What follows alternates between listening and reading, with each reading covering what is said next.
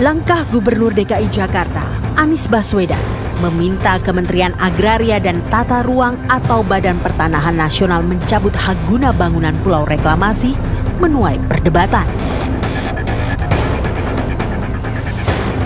Balai Kota dengan pemerintah pusat lagi-lagi tak satu suara menyikapi reklamasi. Debat hukum mengenai sah atau tidaknya HGB Pulau Reklamasi pun bergulir. Mengapa Anies Sandi ngotot membatalkan sertifikat HGB? Bukankah HGB keluar atas rekomendasi dari pemilik hak pengelolaan lahan yang notabene adalah Pemprov DKI sendiri? Ada keberatan ya bisa saja ngajukan keberatan. Ya tapi apakah cukup alasan?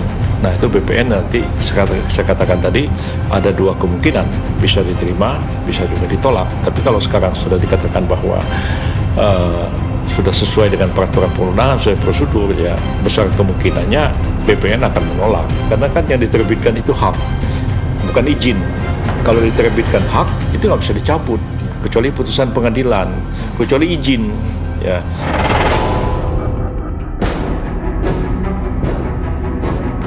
Jika merunut ke belakang, HGB untuk pengembang PT Kapuk Naga Indah yang saat ini dipersoalkan, diterbitkan oleh Kantor Pertanahan Jakarta Utara pada 24 Agustus 2017.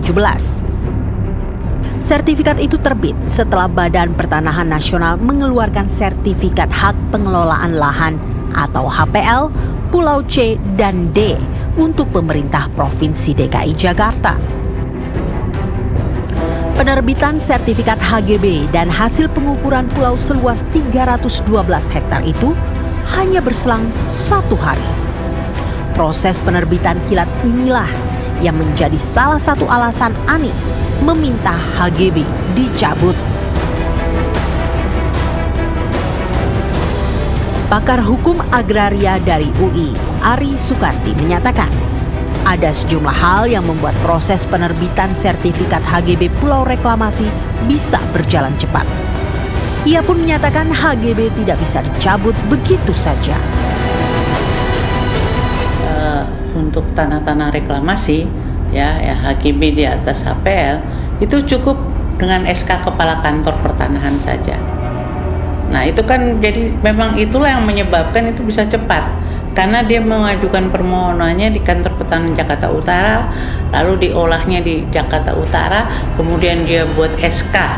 Kepala Kantor Pertanahan itu juga yang membuat SK, dan kemudian didaftarkan pada Kantor Pertanahan Jakarta Utara. Jadi bukan soal tergesa-gesa. Kalau semua diolah oleh satu kantor itu mudah sekali. Lagi pula itu kan tanah HPL atau tanah negara itu mudah sekali. Menteri ATR tidak mungkin dia mau membatalkan, karena ya kan kementerian itu yang memberikan HPL-nya, terus dasar pemberian HGB di atas pengelolaan itu atas rekomendasi Pemda.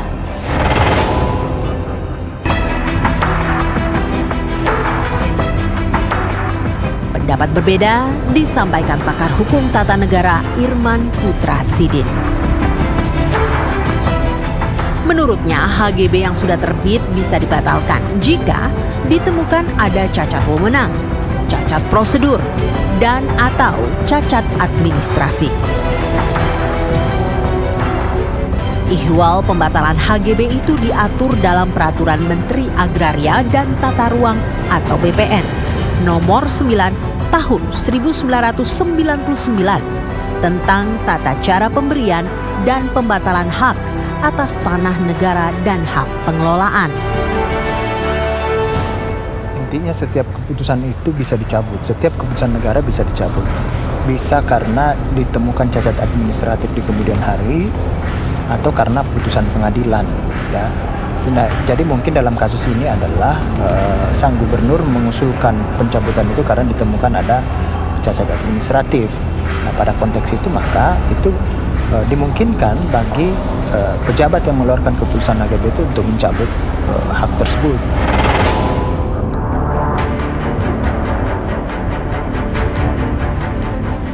Meski pembatalan HGB dimungkinkan secara hukum, Namun, anggota DPRD DKI Jakarta, Joni Simanjuntak menyatakan, pencabutan sepihak bisa menimbulkan ketidakpastian hukum di kalangan pengembang dan investor.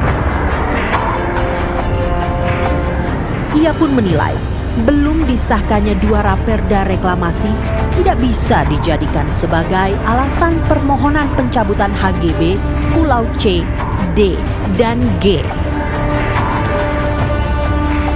Pengembang itu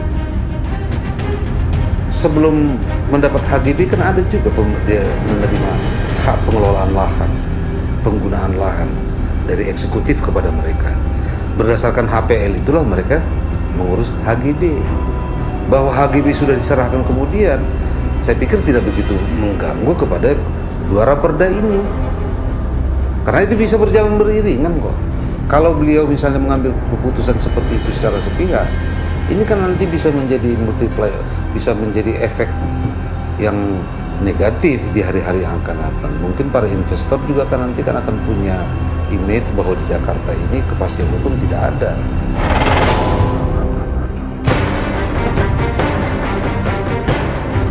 Berbeda dengan Dewan, Koalisi Nelayan Tradisional Indonesia KNTI berharap keinginan Pemprov DKI tak hanya sebatas saling berkirim surat alias korespondensi. Berdasarkan Undang-Undang 27 tahun 2007 tentang pengelolaan wilayah pesisir dan pulau-pulau kecil, praktek-praktek reklamasi dan lain sebagainya yang menggunakan ruang laut ini harus ada rencana zonasi. Sementara di DKI Jakarta ini belum ada, raperda zonasinya ini belum ada. Sementara bangunan ini sudah ada, ini kan cacat substansi.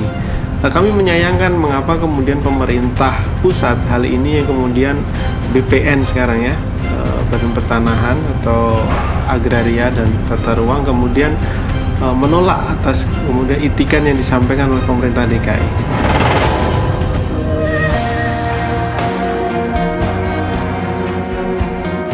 Seperti halnya Balai Kota dan pemerintah pusat, sikap masyarakat seolah terbelah dalam menanggapi persoalan HGB Pulau Reklamasi. Publik menyoroti bagaimana babak baru polemik reklamasi ini akan berujung. Masalah ini bisa kita cari jalan keluarnya adalah setelah mendengar sikap Presiden Jokowi terhadap ini apa.